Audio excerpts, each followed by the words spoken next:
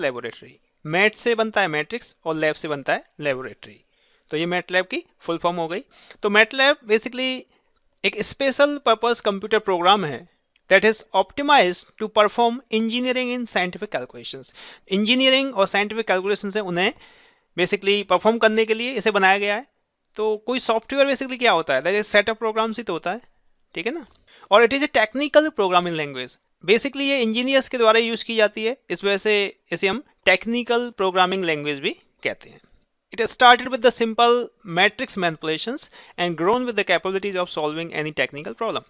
जब ये शुरुआत में स्टार्ट हुआ था तो सिंपल मैट्रिक्स की जो मैनिपुलेशंस हैं, मैट्रिक्स के जो ऑपरेशंस हैं, उन्हें परफॉर्म करने के लिए स्टार्ट हुआ था, लेकिन बाद में धीरे धीरे ये किसी भी टेक्निकल प्रॉब्लम को सॉल्व करने के लिए तैयार हो गया। इसमें जैसे जैसे अपग्रेड होते गए तो इससे आप कोई भी इंजीनियरिंग या टेक्निकल प्रॉब्लम को सॉल्व कर सकते हैं। A proprietary programming language developed by MathWorks. तो बेसिकली इसे मैथवर्क्स ने डेवलप किया है। तो ये एक प्रोप्राइटरी प्रोग्रामिंग लैंग्वेज है। Basically it is not available free of cost, इसके लिए आपको कुछ पे करना होगा, ठीक है ना। तो ये ओपन सोर्स सॉफ्टवेयर नहीं है। It provides a very extensive library of predefined functions to make technical programming tasks easier and more efficient. इसमें पहले से ही प्री-डिफाइंड फंक्शंस हैं, पहले से इसमें बहुत सारी लाइब्रेरीज हैं जिसकी मदद से आप कोई भी अपना प्रोग्राम है उसे लिख सकते हैं, आसानी से लिख सकते हैं। It is superior on other languages like C, Fortran. जो बाकी जो लैंग्वेज हैं उनसे सुपीरियर है। वो आपको जब आप फर्दर लेक्चर्स देखेंगे तो पता चलेगा कि किस तरीके से सुपीरियर है और किस तरीके से ये आसान भी है। तो MATLAB can be interfaced with various hardwares like TMS320 C6713। Basically एक ये DSP प्रोसेसर होता है। तो मैटलैब को हम कई सारे हार्डवेयर से भी इंटरफेस कर सकते हैं, जैसे कि DSP प्रोसेसर हो गया, आर्डिनो बोर्ड हो गया, ठीक है ना, जैसे micro control based board basically, FPGA field programmer gate array, इसके से भी आप कनेक्ट कर सकते हैं, NI डेक कार्ड है, और भी बहुत सारे सॉफ्टवेयर्स हैं, हार्डवेयर्स हैं जिनसे आप इस सॉफ्टवेयर को कनेक्ट कर सकते हैं to enhance the data processing capabilities of MATLAB, जिससे एक मैटलैब की डेटा प्रोसेसिंग की कैपेबिलिटीज इन्हांस हो जाती हैं। इन हार्डवेयर की मदद से आप बाहर से डेटा को एक्वायर कर सकते हैं, प्रोसेस कर सकते हैं, डेटा को एक्सटर्नल डिवाइस पर भेज सकते हैं, या फिर आप मैटलैब की मदद लेके और इन हार्डवेयर पर डेटा को प्रोसेस कर सकते हैं और रिजल्ट्स को फिर मैटलैब में देख सकते हैं। तो बेसिकली ये सपोर्ट करते हैं मैटलैब को, जिससे कि मैटलैब की और कैपेबिलिटी बढ़ जाती है। Research, development and design challenges. तो डिमांड्स और engineers and scientist are increasing. जो डिमांड है बेसिकली इंजीनियर्स पर और साइंटिस्ट पर वो डे बाई डे बढ़ रही है। Proliferation of products and technologies, day by day जो टेक्नोलॉजी है वो चेंज हो रही हैं। तो decrease development time and product life cycle. तो कोई भी प्रोडक्ट बनाना है उसके लिए जो उसका फाइनल उसे डेवलप करना है, या उसका जो टोटल प्रोडक्ट का लाइफ साइकिल होता है, जिसमें वो शुरू से लेके लास्ट तक जहाँ से बनाना स्टार्ट किया और फाइनली आपने जो उसे एंड कस्टमर को दिया, वहाँ तक की बात करते हैं, तो बहुत कम हो गया है समय। इस वजह से बेसिकली जो साइंटिस्ट और इंजीनियर उन पर प्रेशर बढ़ रहा है। तो pressure to meet deadlines while evaluating design trade offs. तो जो आपको डिजाइन बनानी है उसे मीट करने के लिए क्या ये आपको कुछ प्रॉब्लम दे दी स्पेसिफिक कैसे करना है, तो आप पर एक प्रेशर रहता है कि हमें जल्दी से जल्दी इस प्रॉब्लम को सॉल्व करना है। तो सिंपली ये सब जो आपको डिस्कशन यहाँ पर किया जा रहा है, इसमें यही बताया जा रहा है कि समय की कमी हो रही है। जो इंजीनियर्स हैं, साइंटिस्ट हैं, उनके पास समय बहुत कम है और काम का प्रेशर ज़्यादा है कि आपको नई टेक्नोलॉजी को खोज के निकालना है और नए नए आपको कुछ इन्वेंशन करने हैं, ठीक है, कुछ नई टेक्नोलॉजी लेके आनी है और कम समय में लेके आनी है। तो रिसर्च करने के लिए समय कम मिल रहा है, तो कम समय में ज़्यादा आउटपुट की बात हो रही है बेसिकली। तो variety of projects and task that are really straightforward, और जो काम भी मिल रहा है वो ज़रूरी नहीं है एकदम सीधा है, ज़्यादातर काम तो टेढ़े ही होते हैं, खास करके इंजीनियर्स और साइंटिस्ट को जो काम मिलेंगे that are not straightforward. तो इस वजह से प्रेशर आ जाए कि जल्दी से जल्दी काम कैसे किया जाए। तो experiment and programming is expensive, एक ये भी पॉइंट है कि जो एक्सपेरिमेंट करना और प्रोग्रामिंग करना एक्सपेंसिव है। तो बेसिकली इन सारी चीज़ों को, ये जो सारी समस्या है, इसका समाधान मैटलैब है। मैटलैब बेसिकली रिसर्च पर्पज़ के लिए काफ़ी यूजफुल है, क्योंकि मैटलैब में आपने अगर एक सपोज मान के चलिए कि आपको एक बोर्ड प्लॉट की प्रॉब्लम सॉल्व करनी है, तो बोर्ड प्लॉट की प्रॉब्लम को सॉल्व करने में अगर आप हाथ से कर रहे हैं तो 10 मिनट लगते हैं अप्रॉक्स, मान लीजिए 10 से 15 मिनट लग रहे हैं, हमने मान लिया 10 मिनट, आप बहुत अच्छे हैं तो आप 10 मिनट में प्रॉब्लम सॉल्व कर लेते हैं। अगर आपसे कह दिया जाए कि इस प्रॉब्लम को ही थोड़ा थोड़ा चेंज करके, उसका जो ट्रांसफ़र फंक्शन है उसे थोड़ा चेंज करके सेम प्रॉब्लम को 1000 टाइम्स करना है, 1000 बार आपको करना है, और उसमें जो रिजल्ट्स आएंगे उसे लेके ग्राफ बनाना है, तो उससे हम पता कर पाएंगे कि क्या सिस्टम का बेसिकली एनालिसिस हम कर सकते हैं। तो 1000 बार करने के लिए आप समझ सकते हैं, एक बार करने में 10 मिनट लग रहा है, तो 1000 बार करोगे तो कितने हो जाएंगे, 10,000 मिनट्स हो गए। उसके बाद आपकी एक्यूरेसी भी एक जैसी नहीं रहेगी। शुरुआत में आपने जितनी एक्यूरेसी से स्टार्ट किया था, जो पहली प्रॉब्लम की थी, तो लास्ट तक आपकी वो एक्यूरेसी तो नहीं रहेगी, मशीन थोड़ी हो आप, क्लियर है ना। तो एक्यूरेसी भी जाएगी और टाइम कितना जाएगा। तो अगर वही काम आप मैटलैब से करें तो वो काम सेकंड्स में होता है। जो आप इतने 1000 मिनट में कर रहे हो, उस काम को करने में कुछ ही घंटे लगेंगे और आप उस काम को खत्म कर सकते हैं। यहाँ जो 10 मिनट वाली प्रॉब्लम है, उसे करने में आपको 1 मिनट नहीं लगेगा। तो हम टाइम बचा पा रहे हैं अपना रिसर्च में। तो बेसिकली वही ऑब्जेक्टिव है मैटलैब का। उसके बाद एक्यूरेसी भी एकदम ओके रहेगी, क्योंकि मशीन है, तो मशीन है तो गलती तो नहीं करेगी। मशीन का ऐसा नहीं है कि सुबह से लेकर शाम तक मशीन चल रही तो उसमें कुछ ऐसा सुबह कुछ अलग रिजल्ट दे रही थी, शाम को कुछ अलग देने लग जाएगी, ऐसा तो नहीं है। ह्यूमन तो मिस्टेक कर सकते हैं, मशीन नहीं करेगी उस केस में ना। तो कैपेबिलिटीज़ और मैटलैब कैपेबिलिटीज़ की बात करें तो यहाँ पर आप न्यूमेरिकल कंप्यूटेशन कर सकते हैं, data access, data analysis and visualisation, कोई भी डेटा है आप उसे एनालाइज कर सकते हैं, विजुअलाइज कर सकते हैं, कहीं से डेटा को एक्सेस करना है वो आप कर सकते हैं। प्रोग्रामिंग एंड एल्गोरिथम डेवलपमेंट, आप प्रोग्रामिंग कर सकते हैं, कोई एल्गो डेवलप कर सकते हैं। एप्लीकेशन डेवलपमेंट एंड डिप्लॉयमेंट, आप एप्लीकेशन डेवलप कर सकते हैं और उसे डिप्लॉय कर सकते हैं, जिससे कि आप उसे थर्ड पार्टी को दे सकें, जो यूजर है उसे दे सकें। तो these are the capabilities of MATLAB. तो डेटा एक्सेस में बेसिकली क्या है, कोई स्टैंडर्ड और साइंटिफिक डेटा है, किसी भी फाइल फॉर्मेट में हो, एक्सेल है, डेटाबेस से किसी से, तो वहाँ से आप उसे एक्सेस कर सकते हैं आसानी से मैटलैब में। उसके बाद हार्डवेयर से कनेक्टिविटी है, डेटा एक्विजिशन हार्डवेयर होते हैं, जैसे डेक कार्ड हो गया, उसकी मदद से आप डेटा एक्वायर कर सकते हैं फ्रॉम एक्सटर्नल हार्डवेयर, ठीक है। या फिर कोई स्टैंड अलोन इंस्ट्रूमेंट है, डिवाइस है, उससे भी आप इसे कनेक्ट कर सकते हैं। डेटा एनालिसिस एंड विजुअलाइजेशन, आप डेटा को एनालाइज कर सकते हैं, विजुअलाइज कर सकते हैं, ठीक है। तो कुछ प्री प्रोसेसिंग के लिए इसे fast and accurate analysis, correlation operation है वो करना है, फोरियर एनालिसिस में फिटिंग करना है, बेसिक स्टैंडर्ड का फिटिंग करना है, वो सब आप इसमें कर सकते हैं। कुछ बिल्ट इन ग्राफिक्स हैं for engineering and science, 2D plots, 3D plots, ये सब आप कर सकते हैं, ठीक है ना। इंटरेक्टिव टूल्स हैं to annotate, analyse and customise, जो आपका प्लॉट आ रहा है बेसिकली आप उसे कस्टमाइज भी कर सकते हैं। तो फिगर विंडो में वो आपको सब कुछ मिलेगा, आगे फर्दर आप ये देखेंगे किस तरीके से होता है।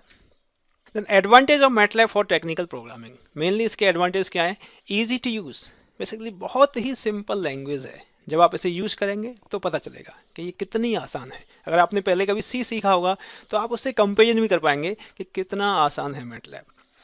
उसके बाद प्लेटफॉर्म इंडिपेंडेंट, ये किसी प्लेटफॉर्म पर डिपेंड नहीं करती है, प्लेटफॉर्म इंडिपेंडेंट है, आप इसे किसी भी ऑपरेटिंग सिस्टम में चला सकते। प्री डिफाइंड फंक्शंस, इसमें प्री डिफाइंड फंक्शंस होते हैं पहले से ही, पहले एक बार जो आपने काम कर लिया उसे आपको बार बार करने की आवश्यकता नहीं है। या फिर कह सकते हैं और किसी ने कोई काम कर लिया और उसे मैटलैब में कंट्रीब्यूट कर दिया, सबमिट कर दिया, तो आप उसका फंक्शन यूज कर सकते हैं, ठीक है ना। तो बार बार एक ही काम के लिए फंक्शंस लिखने की आवश्यकता नहीं है, तो पहले से ही प्री डिफाइंड फंक्शंस रहते हैं। डिवाइस इंडिपेंडेंट प्लॉटिंग, जो प्लॉटिंग है, प्लॉट्स आ रहे हैं वो डिवाइस पे भी इंडिपेंडेंट है, ऐसा नहीं है कि किसी डिवाइस में कुछ प्लॉट बन के आ रहा है, दूसरी में वो कुछ और चेंज हो गया, ठीक है।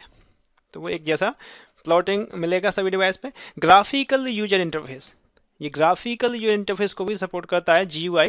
उसके बाद मैटलैब कंपाइलर, इसमें मैटलैब कंपाइलर भी होता है। उसके बाद डिसएडवांटेज की बात करें तो इसका जो डिसएडवांटेज, बेसिकली दो डिसएडवांटेज हैं, एक है स्लो स्पीड और दूसरा है कॉस्ट। तो basically it is A interpreted language rather than compiled one, तो कंपाइलर बेसिकली अलग से आने लगा है, ठीक है ना, मैटलैब कंपाइलर। और एक्चुअल में ये जो language that is interpreted language, जिसमें लाइन बाई लाइन एग्जीक्यूशन होता है। तो लाइन बाई लाइन होता है तो इसका अपना फ़ायदा है कि लाइन बाई लाइन हो रहा है तो एक ही लाइन को एग्जीक्यूट कर सकते हैं। जैसे सी में आपको पूरा प्रोग्राम लिखना होता है, उसके बाद ही एग्जीक्यूशन हो पाता है, इसमें ऐसा नहीं है, यहाँ पे एक लाइन को ही आप एग्जीक्यूट कर सकते हैं। तो इससे हमें डिबगिंग करने में आसानी रहती है, प्रोग्राम को आप आसानी से लिख सकते हैं एक एक लाइन को समझ के, तो वो थोड़ा आसान है। लेकिन उसके एवज में हमें नुकसान ये मिल रहा है कि इसकी स्पीड स्लो हो जाती है, ठीक है ना। लेकिन इसका सॉल्यूशन है, solution by properly structuring the MATLAB program. अगर आप मैटलैब प्रोग्राम को प्रॉपरली स्ट्रक्चर करते हैं, अब एक कोई प्रॉब्लम है उसे सॉल्व करने के लिए कोई पर्सन है वो लिख रहा है 20 लाइन, और उसी प्रॉब्लम को सॉल्व करने के लिए किसी ने 5 लाइन ही लिखी, तो उसने प्रॉपरली स्ट्रक्चर किया प्रोग्राम को, तो 5 लाइन को एग्जीक्यूट करने में कम समय लगेगा और 20 लाइन को एग्जीक्यूट करने में ज़्यादा समय लगेगा। तो आप अगर प्रोग्राम को प्रॉपरली स्ट्रक्चर करते हैं तो स्पीड को थोड़ा मेंटेन कर सकते हैं। उसके बाद cost, only cost effective for business, because ये हमने पहले ही बताया कि फ्री सॉफ्टवेयर नहीं है, काफ़ी कॉस्टली है, तो बिजनेस के लिए कॉस्ट इफेक्टिव है, लेकिन परेशान होने की जरूरत नहीं है। बाय स्टूडेंट वर्जन, अगर आप स्टडी कर रहे हैं कहीं भी उसमें, तो आप स्टूडेंट वर्जन यूज कर सकते हैं, MATLAB and Simulink student suit, that's cost approx $89, जिसका लिंक भी दिया हुआ है, आप उससे जा सकते हैं। अल्टरनेटिव टू मैटलैब, मैटलैब के कुछ अल्टरनेटिव्स ही अवेलेबल हैं। तो MATLAB is an excellent software, इसमें कोई दुराय नहीं है कि मैटलैब एक अच्छा सॉफ्टवेयर नहीं है, डेफिनेटली बहुत अच्छा सॉफ्टवेयर है, but it is commercial and it's price is very high. तो ये कमर्शियल है और इसका प्राइस है बहुत हाई होता है। तो इसके कुछ ऑल्टरनेटिव्स ही हैं, जैसे जिसमें ऑक्टेव है, ऑक्टेव, साइलैब, फ्रीमैट, ये इसके कुछ ऑल्टरनेटिव हैं। जो काम मैटलैब करता है वो काम ये भी कर सकते हैं, but each one has pros and cons, सभी के अपने अपने फ़ायदे और नुकसान हैं। तो थोड़ा इनमें आप काम करके देखेंगे तो आपको पता चलेगा। फ्री तो है, लेकिन फ्री वाली चीज़ में और पैसे वाली चीज़ में आप अंतर तो जानते ही हैं, तो आप यूज़ करेंगे तो पता चलेगा। देन एप्लीकेशंस की बात करते हैं तो technical computing, MATLAB use for the mathematical computation, analysis, visualisation, algorithm development, control में भी इसका यूज है, ठीक है। DSP and communication system design करना है उसमें भी यूज है। टेस्ट एंड मेजरमेंट में MATLAB tools for communicating with collecting data from external hardware, test measurement में आता है। Image processing, financial modelling analysis, बहुत सारे टूल बॉक्सेस है जिसमें इसका एप्लीकेशन है। इंडस्ट्री में बात करते हैं तो एरोस्पेस डिफेंस में हो गया एप्लीकेशन, ऑटोमोबाइल्स में हो गया, automotives, biotech, pharmaceutical and medical, education में है, कम्युनिकेशन में। तो कोई ऐसा सेक्टर नहीं बचता है जिसमें मैटलैब का यूज ना हो। इसी वजह से मैं कह रहा था कि मैटलैब आपको आना चाहिए, चाहे आप कुछ भी कर रहे हैं, कोई भी पढ़ाई पढ़ रहे हैं, लेकिन मैटलैब आपको आना चाहिए। मैटलैब आप आएगा तो डेफिनेटली उसे कहीं ना कहीं आप यूज़ कर पाएंगे। उसके बाद बात हम करते हैं मैटलैब के वर्जन्स की। तो मैटलैब का पहला वर्जन था वो 1984 में आया था। उसके बाद उसका वर्जन 2, मैटलैब 2 जो है वो 86 में। तो आप देख रहे हैं 2 साल बाद इसे अपग्रेड किया, 2 हुआ, फिर 3 हो गया 87 में, ठीक है, और फिर 4 आया वो 1992 में आया, काफ़ी डिफरेंस हो गया। इस तरीके से ये अपग्रेड होता गया। तो मैटलैब 7 तक आप देखें तो इसके पहले वर्जन्स थे 4, 5.0, 6.0, फिर 6 पॉइंट समथिंग आया जो हमने यहाँ पर इंक्लूड नहीं किया। इस तरीके से 7 के बाद इसका थोड़ा सा अलग डिफरेंट टाइप से इसका थोड़ा सा रिप्रेजेंटेशन होना शुरू हो गया। जैसे 7 है, 7.2 देखें तो वो 2006 में आया, तो R2006A कर दिया मार्च में, और उसके बाद फिर 7.3 हुआ, जैसे R2006B कर दिया जो कि सितंबर 2006 में हुआ। तो एक साल में बेसिकली 2 बार अपग्रेड होने लगा ये मैटलैब। 2006 के बाद से आप देखेंगे तो ये 2 बार अपग्रेड होता है। एक बार मार्च में अपग्रेड होता है, मार्च में कभी लेट हो जाता है तो अप्रैल भी हो जाता है, ऐसे ही सितंबर में होता है। तो सितंबर में जो होता है उसे बी के नाम से जानते हैं, उस ईयर का नाम आ जाएगा R2000 जो ईयर है 6, देन बी, ठीक है ना। और पहला वाला होता है जो मार्च में R2006A। इसी तरीके देखिए ये हमने 2012 में दिखाया है, तो R2012A B, क्लियर है।